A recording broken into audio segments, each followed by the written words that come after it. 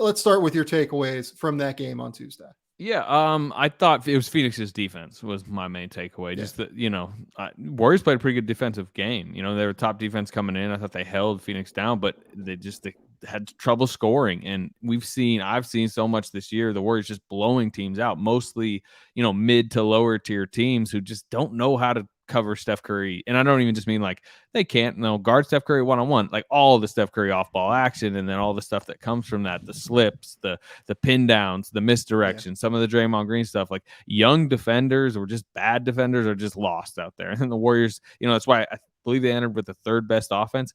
But as we've seen in a couple of their losses this season, and as we've seen in years and years past, when they play tougher veteran defenses who study up on some of that, Kerr read and react system stuff, they just have a tougher time because, particularly with Phoenix, they switched a bunch. And when you switch, you're trying to drag teams to beat you, in isolation settings.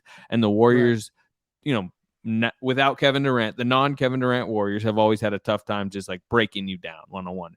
Not only because they just, Klay Thompson's not really that guy. Steph Curry can be, but Steve Kerr doesn't really like to let him be at times. Or, Curry himself doesn't necessarily. And Mikal Bridges, as the primary Steph guy, I was very impressed with the way he was able to, navigate screens and know exactly some of the, Steph's tricks and just use that length to bother Steph. And then Deandre Ayton on switches, a few times you could tell they were trying to drag Ayton out. And he held his own. He even blocked the Steph Curry, 28 footer. I don't remember the last time a center was able to get out and do that. And then, there were some times where Steph got by him, but even one time Steph gets by Ayton, and he's going to the rim for a layup, and then Bridges comes over weak side and blocks a shot. And I'm like, it was just a lot of that in that Phoenix setting, it was a great environment in Phoenix. And it was just our first taste of like, if this is a playoff matchup, and at this point it seems like the likeliest, I guess, West Finals, it could be really fun series. And I think that's the Warriors' biggest thing they need to solve, like how to score against Phoenix's defense. Yeah, and I mean, Devin Booker obviously leaves that game midway through with a hamstring. What are we calling it? Hamstring tightness, soreness right now? Is that the current designation? It is. They said hamstring soreness, and like the general vibe from Phoenix is it's not that serious, but I do not expect it sounds like he's not going to play in this rematch on Friday. Which honestly, look, we need more regular season games that matter. I kind of love it though. Like I kind of love that we now are going to go into the playoffs in all likelihood, not truly having seen a Golden State Phoenix matchup at full strength, right? Like there's more uncertainty going into the playoffs now, if and when these two teams, which again, like you said, seem certainly like the best teams in the NBA right now, and are certainly the best teams in the NBA right now, at least.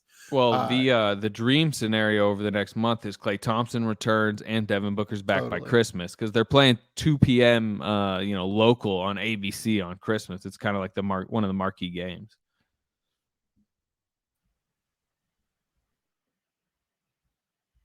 You good? Yeah, I'm good. We're back. Okay. Yeah, you're right. I forgot that they play on Christmas. Yeah. It's a big game. I think the NBA kind of, I don't want to say stumbled into it, because they're like, Warriors are fun. Phoenix was the West finalist, but to me, I can't remember who. I think, is it Lakers Clippers that day? Like there's one bigger, that was viewed as the NBA's marquee game, where I think, ESPN just bumped off Lakers Clippers on Friday night for Warriors Suns, which was actually a league pass game. When was the last time the Lakers got bumped off national? Yeah, that's a choice. I would imagine that LeBron's COVID issues right now played a role in being able to do that at this point. But yeah, I'm glad you brought up the Phoenix defense. I think that is the thing that just like totally has continued to blow me away. I thought that, you mentioned Mikal Bridges, that Ayton was the guy to me. Like I thought he was unbelievable. That game was like in one single 48-minute, stretch, every reason why the Suns should have no issue giving Deandre Ayton a max contract.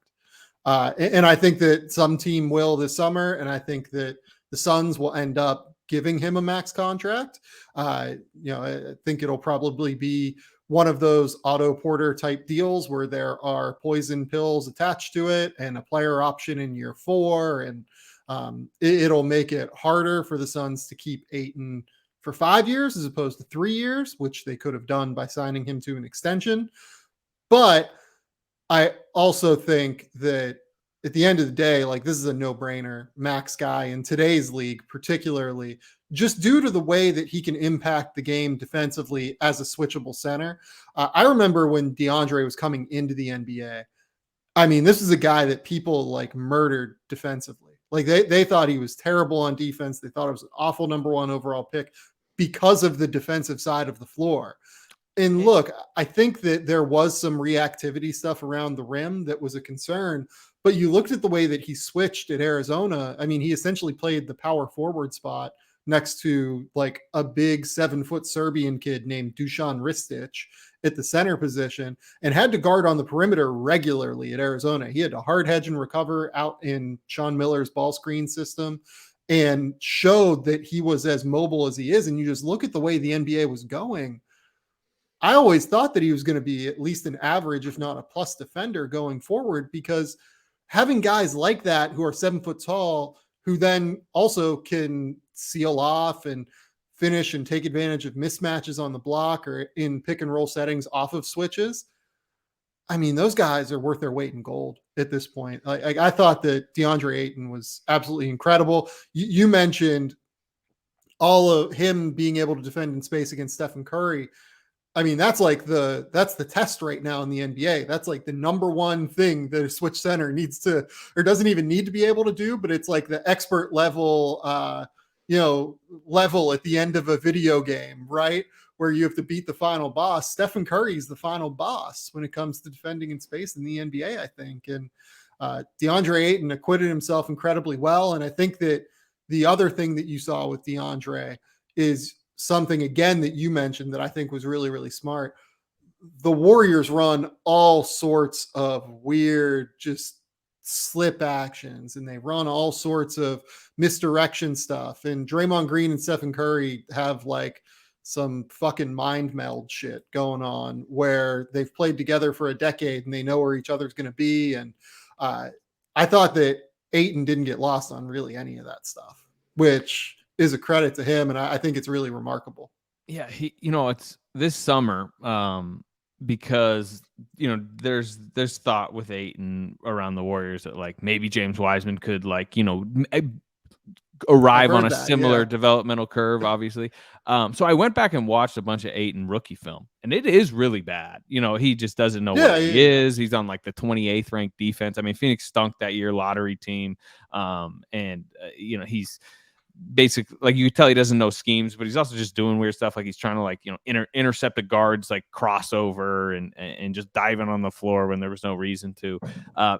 He has made such a leap over a few years. And I was talking to somebody within the Suns actually after the game, like, oh man, how good did Ayton look? And there was definitely like I just wish he could bring that every night. But then because he has not been like unbelievable to start the season. He was in that game. Yeah, he's been fine. Yeah. But I think there was more of a, man, if we got that Ayton every night, think of, and then it was like, well, it was a big game, and you'd rather, if a guy's going to show up only for moments, you would rather he showed up for the big moments. And what he see. That's, reputationally, that's kind of what he's building, because lights came on in the playoffs last year and he was better than he'd ever been.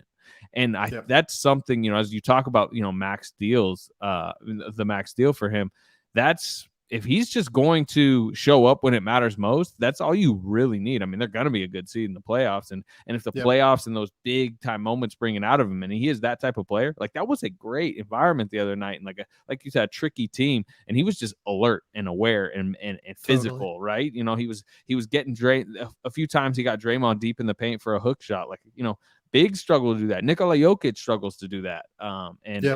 It was really impressive. It's round one. I'm very curious. Now, they go back to San Francisco. You're going to have a little bit more of a motivated Warriors. They don't want to be swept in this 1-2. Yeah. They're going to, they're going to watch film and scheme up a little bit. I could see them targeting Ayton with some other different, misdirection stuff, because they have counters off of their counters. I want to see him in that, play Friday night. But in general, if this was a playoff series, we'd be, between games 1 and 2, we would be talking about the adjustments the Warriors need to make to Ayton. And I haven't talked about a traditional center like that with the Warriors in a while. Yeah, it was interesting. Like with Ayton, I think for a long time, people thought To bring it back to Draymond Green, you've heard Draymond Green talk about the 82 game player versus the 16 game player probably as much as any media member. And I mean, I think that the concern with DeAndre was that he's an 82 game player, not a 16 game guy. And then the lights came on last year, like you said, and it was just abundantly clear that Like, oh, he's he's a a 16 16, game player. and he's not an 82 game player. He's actually better in the 16. That's what it is.